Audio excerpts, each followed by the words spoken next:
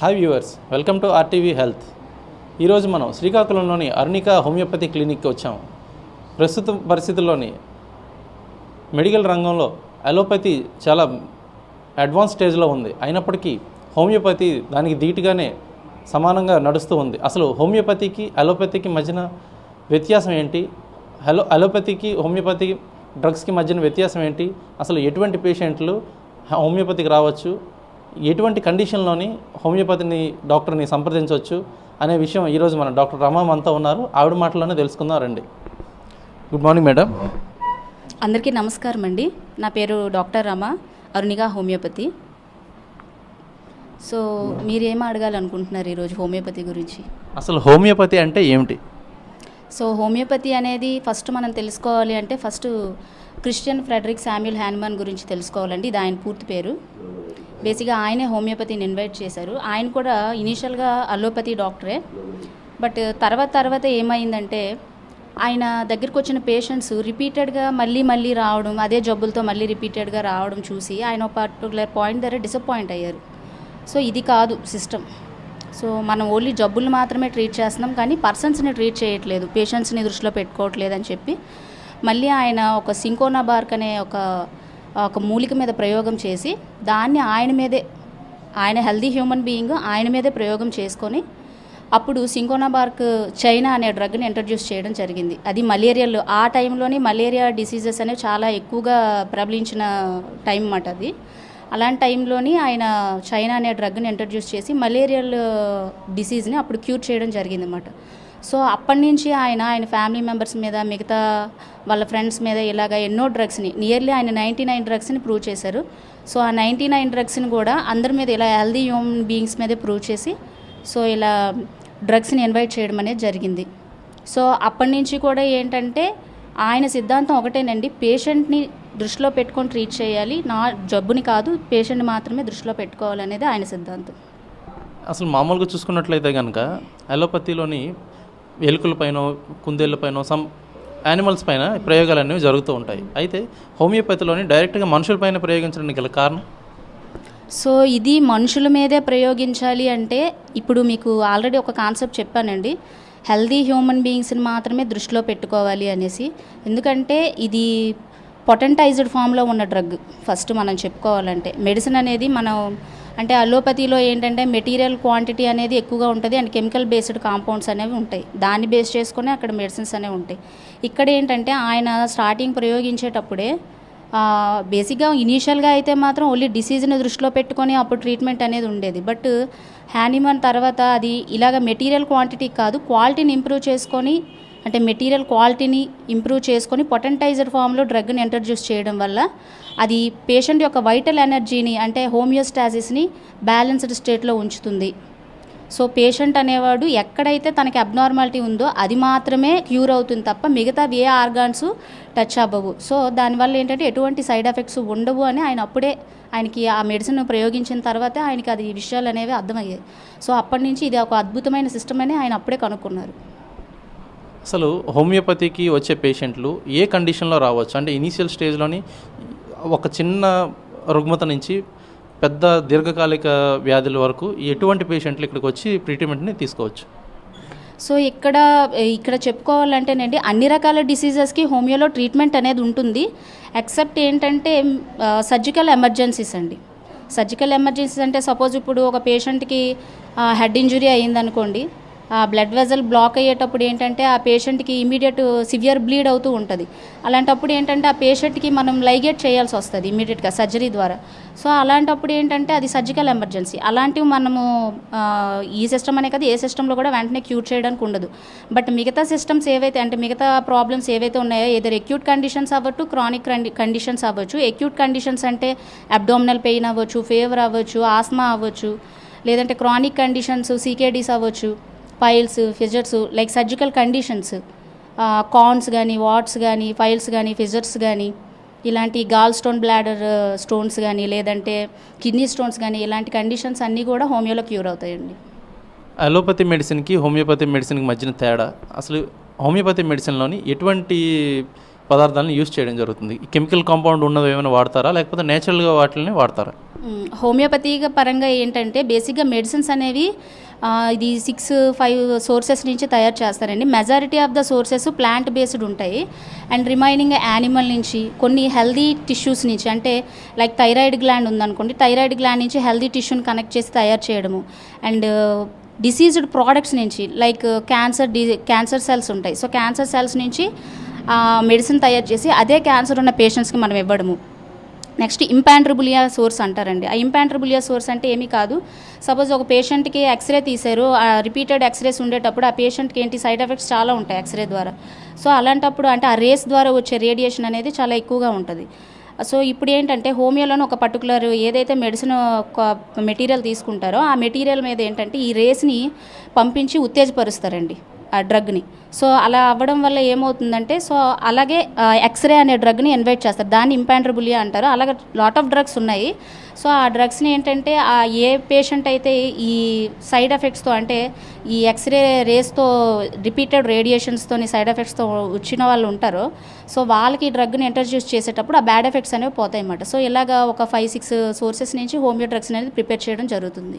నార్మల్గా చూసుకున్నట్లయితే కనుక అలోపతిలోని సమ్ పేషెంట్స్లోని ఎక్కడో వింటూ ఉంటాం సైడ్ ఎఫెక్ట్ ఏదో వచ్చిందని. అది ఎక్స్పైరీ డ్రగ్ వల్ల అవ్వచ్చు, లేకపోతే వాళ్ళ బాడీ దానికి సపోర్ట్ చేయకపోయి ఉండొచ్చు. అయితే ఇలాగా అది హోమియోపతి మెడిసిన్లో కూడా సైడ్ ఎఫెక్ట్స్ ఏమైనా ఉంటాయా? అలోపతిలో ఎక్కడో వస్తుంటాయి, రేర్ కేసెస్లో వింటూ ఉంటాం.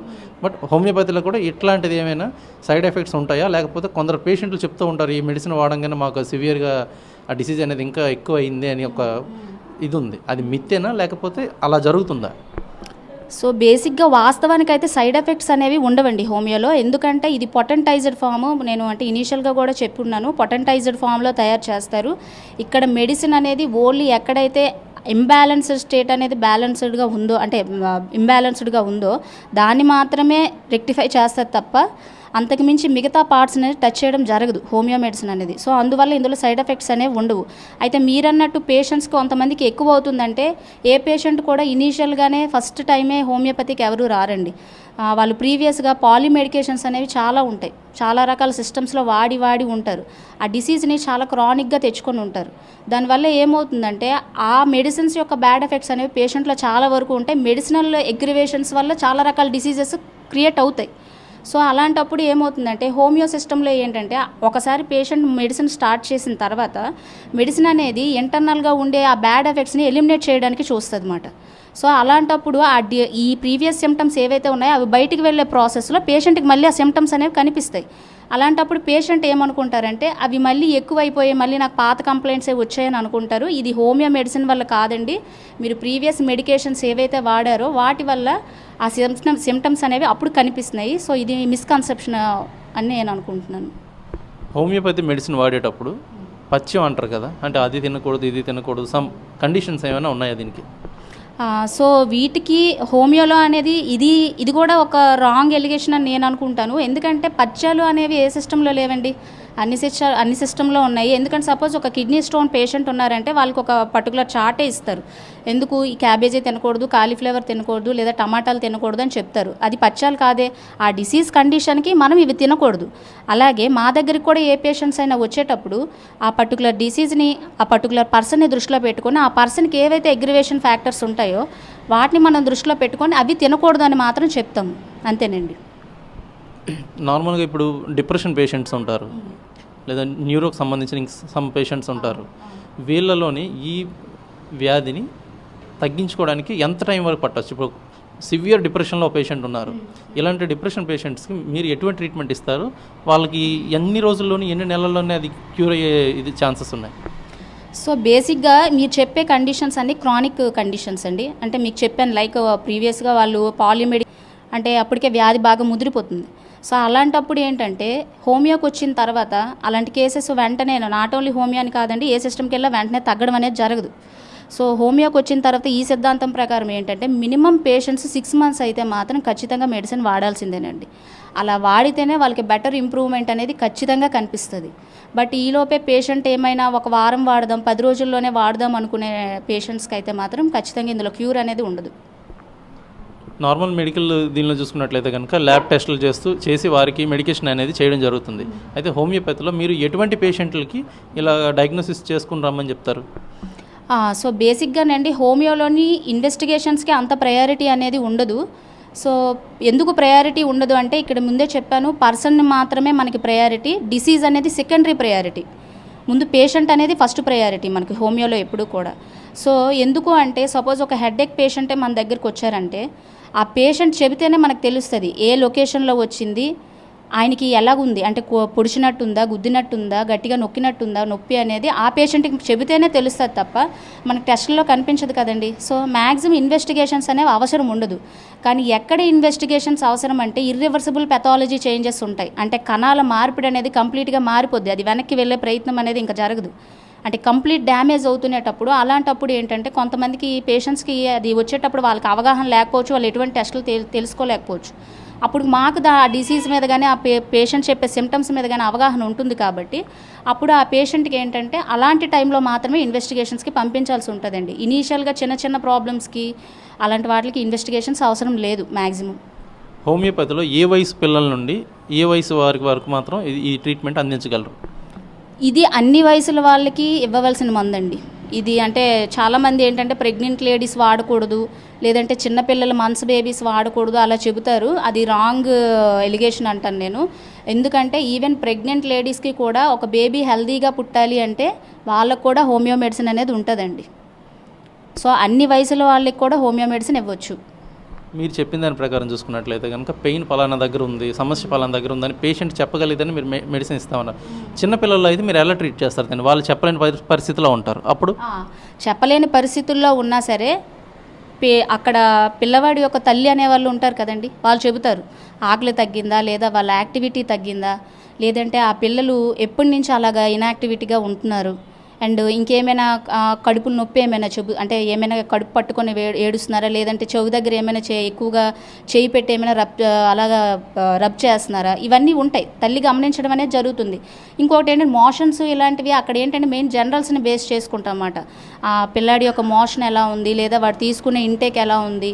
ఇంకోటి పిల్లాడు మా ముందు ఉండేటప్పుడు ఆ పిల్లాడి యొక్క రియాక్షన్స్ మేము అబ్జర్వ్ చేస్తాం, దాన్ని బేస్ చేసుకొని హోమియో మెడిసిన్ అనేది ఉంటుందండి. క్యాన్సర్ పేషెంట్లకు మీరు ఎటువంటి ట్రీట్మెంట్ ఇస్తారు? లైక్ రొమ్ము క్యాన్సర్ ఉంది, ఈ రోజుల్లో చూసుకున్నట్లయితే చాలా వరకు రొమ్ము క్యాన్సర్తో బాధపడే స్త్రీలు ఉన్నారు. ఇటువంటి వారిలోని మీరు ఎటువంటి స్టేజ్ క్యాన్సర్ పేషెంట్కి మీరు ట్రీట్మెంట్ ఇస్తారు? అసలు స్టేజ్ 1, 2, 3, 4 లాగా మీరు ఏమైనా ఫిక్స్ చేస్తున్నారా? ఉంటాయండి. ఇందులో కూడా స్టేజ్ 1 ప్రతి డిసీజ్కి బేసిక్ డిసీజ్ కండిషన్స్ మారిపోవు కదా.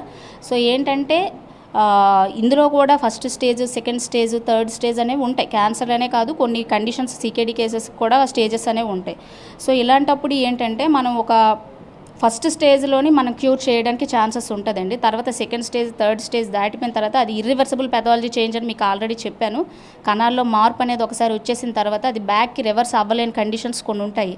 సో అలాంటి కండిషన్స్లో ఏంటంటే మనం ప్యాలియేటివ్గా మాత్రమే పెట్టుకొని వెళ్తాం. అది కూడా పేషెంట్కి చాలా సేఫ్ సైడ్లో, పేషెంట్కి ఎటువంటి పెయిన్ లేకుండా ట్రీట్ చేయడం జరుగుతుంది. అందులో నార్మల్ మెడికల్ దీనిలో చూసుకున్నట్లయితే బయాప్సీ చేసి కనుగొంటారు వీళ్ళకి క్యాన్సర్ కణాలు వృద్ధి చెందుతుందని. కానీ హోమియోపతిలో మీరు ఎలా డయాగ్నోస్ చేస్తారు? పేషెంట్ చెప్పేదాన్ని బట్టి డయాగ్నోస్ చేస్తారా, లేకపోతే అప్పుడు మీరు ఖచ్చితంగా ల్యాబ్కి పంపించాల్సి వస్తుందా? ఇక్కడ మనం లాజికల్గా ఒక పాయింట్ ఆలోచించాలి. మీకు ఆల్రెడీ చెప్పాను, ఇనీషియల్గా క్యాన్సర్ నిజంగా పేషెంట్కి ఉంటే ఎవరు ఇనీషియల్గా ఇక్కడికి అప్రోచ్ అవ్వరండి. ఫస్ట్ అన్ని సిస్టమ్స్కి అన్నీ వాడేసే మన దగ్గరికి వస్తారు. సో ఆల్రెడీ రిపోర్ట్స్ పట్టుకొనే వస్తారు కదా. సో ఆల్రెడీ మనం ఆ రిపోర్ట్స్ని చూసైనా వాళ్ళకి క్యాన్సర్ ఉందని చెప్పచ్చు. రిపోర్ట్స్ అవసరం లేదు, పేషెంటే చెప్తారు నాకు క్యాన్సర్ ఉంది అని. అయితే ప్రజెంట్ సిచ్యువేషన్లోని మిగతా మెడికల్ పరంగా చూసుకుంటే టెక్నాలజీ పరంగా చాలా ముందుకు వెళ్ళింది. అయితే హోమియోపతికి ఆదరణ తగ్గిందంటారా, లేకపోతే ఆదరణ ఇంకా అలాగే ఉందంటారా? సో ఆదరణ ఇప్పుడిప్పుడు అందుకుంటుందని నా అభిప్రాయం. ఎందుకు అంటే అంటే కొంతమంది ఇంకా డెవలప్ అవ్వలేదు అనే వాళ్ళకి నా సమాధానం ఏంటంటే అవగాహన లోపమని నేను అనుకుంటున్నాను మెయిన్. ఎందుకంటే కొంతమందికి ఆ సిస్టమ్ మీద అవగాహన లేకపోయినా అది కొంచెం మెడిసిన్ పనిచేయదు అని పక్క వాళ్ళకి ఇంట్రడ్యూస్ చేయడమైనా అవ్వచ్చు, ఇంజెక్ట్ చేయడమైనా అవ్వచ్చు. ఇంకోటి ఏంటంటే పూర్తిగా అవగాహన లేకుండా సిస్టమ్ గురించి మాట్లాడడం అది పెద్ద డ్రాబ్యాక్ అండి. బేసిక్గా ఇప్పుడున్న రోజుల్లో అయితే హోమియో చాలా చక్కగా వెళ్తుంది. ఎటువంటి సపోర్ట్, గవర్నమెంట్ సపోర్ట్ చాలా తక్కువగా ఉన్నా, ఎవరి సపోర్ట్ లేకపోయినా సరే ఈ సిస్టమ్ నిజం చెప్పాలంటే చాలా యంగెస్ట్ సిస్టమ్. ఎందుకంటే ఈ సిస్టమ్ అన్ని సిస్టమ్స్ ఇంట్రడ్యూస్ అయిన తర్వాత 200 years అయ్యిందండి సిస్టమ్ ఇంట్రడ్యూస్ అయ్యి. సో అంటే యంగెస్ట్ సిస్టమ్ అన్ని సిస్టమ్స్ కంటే. అయితే ఇప్పుడు మీరు హోమియోపతి డాక్టర్గా మా ఆర్టీవీ ప్రేక్షకులకు మీరు ఇచ్చే కొన్ని టిప్స్ చెప్పండి. సో హెల్త్ పరంగా నిజంగా హెల్త్ మెయింటైన్ చేసుకోవాలి, ఎటువంటి జబ్బులు రాకూడదు అంటేనండి ఎవరైనా సరే, ఏ పర్సన్ అయినా సరే 3 ఫ్యాక్టర్స్ని ఫస్ట్ దృష్టిలో పెట్టుకోవాలి. ఒకటి వాళ్ళు మానసికంగా స్ట్రాంగ్గా ఉండడం, ఒకటి. 2 వాళ్ళ హెల్త్ హ్యాబిట్స్ అండి, అంటే డైట్ హ్యాబిట్స్ అంటారు. వీళ్ళు సరైన పోషకాలు తీసుకోకపోవడం వల్ల. సో వీళ్ళు ఏం చేయాలంటే హెల్తీ డైట్స్, అంటే మంచి పళ్ళు, ఆకుకూరలు, పప్పు ఆకుకూరలు ఇలాంటివి కొంచెం బెటర్ ఫుడ్స్ తింటే మాత్రం ఖచ్చితంగా వాళ్ళ హెల్త్ చాలా చక్కగా మెయింటైన్ అవుతుంది. అండ్ ఇప్పుడున్న రోజుల్లోని ఎక్కువగా డిసీజెస్ రావడానికి కారణం మాత్రం ఎక్కువగా మానసికమైన ఒత్తిడిలేనండి. సో ఆ మానసికమైన ఒత్తిళ్ళు వాళ్ళు ఎంత చక్కగా బ్యాలెన్స్ చేసుకుంటారో అంత చక్కగా తగ్గుతుంది. అండ్ ఇంకా ప్రెజెంట్ డేస్లో ఇంకొక మెయిన్ డ్రాబ్యాక్ ఏంటంటే చాలామంది కూడా వ్యాయామాలు అనేవి లేవండి ఎవరికి కూడా. సో ఈ థర్డ్ ఫ్యాక్టర్ని కూడా వాళ్ళు మస్ట్ అండ్ షుడ్గా కన్సిడర్ చేయాలి. ఎందుకంటే వ్యాయామం అనేది ఎందుకంటే ఒక ఇంజన్ కనుక మనం, అంటే ఇప్పుడు సపోజ్ ఒక బైక్ ఇంజన్ మనం వాడకపోతే అది ఎలా ఫెయిల్ అవుతుందో, అదేవిధంగా ఒక మనిషి శరీరాన్ని కూడా వాళ్ళు రోజు ఆ వ్యాయామాలతో ఆ శరీరాన్ని దృఢపరచుకుంటేనే అది బెటర్గా ఇంప్రూవ్మెంట్ ఉంటుంది. అంతే తప్ప మనం దాన్ని అలాగ విడిచిపెట్టేస్తే ఏమీ ఉపయోగం ఉండదు. సో ఒక మనిషి హెల్తీగా ఉండాలంటే మీ ఆర్టీవీ ప్రేక్షకులకు నేను చెప్పేది ఏంటంటే మానసికంగా అండ్ వ్యాయామాల పరంగా అండ్ డైట్ పరంగా ఈ 3 ఎవరైతే బ్యాలెన్స్డ్గా ఉంటారో వాళ్ళు ఎప్పుడు హెల్తీగానే ఉంటారు. చూసారు కదండి, హోమియోపతికి ఉన్న ఆదరణ ఇంకా తగ్గలేదు, ఇప్పుడిప్పుడే ఇంకా పుంజుకుందని చెప్తున్నారు. అయితే ఈ మెడికల్ పరంగా చూసుకుంటే ఎంతో టెక్నాలజీ పరంగా ముందుకు వెళ్ళినప్పటికీ కూడా చాలామంది పేషెంట్లు ఇప్పటికీ కూడా వాళ్ళు స్వయంగా వచ్చి హోమియోపతిని సంప్రదించి వారి ఆరోగ్య సమస్యల నుంచి వాళ్ళు విముక్తి చెందుతున్నారు. అయితే ఈ ఆదరణ తగ్గని ఈ హోమియోపతి ఇప్పుడు ఉన్న సిచ్యువేషన్లో నెక్స్ట్ జనరేషన్ వరకు ఇది చూసుకున్నట్లయితే కనుక ఇది చాలా ముందు వరకు వెళ్ళి చాలామందికి ఆరోగ్య సమస్యల నుంచి దూరం చేసే అవకాశాలు ఉన్నాయని డాక్టర్ రమ చెప్పడం జరిగింది. కెమెరామెన్ రామకృష్ణతో సురేష్, RTV, శ్రీకాకుళం.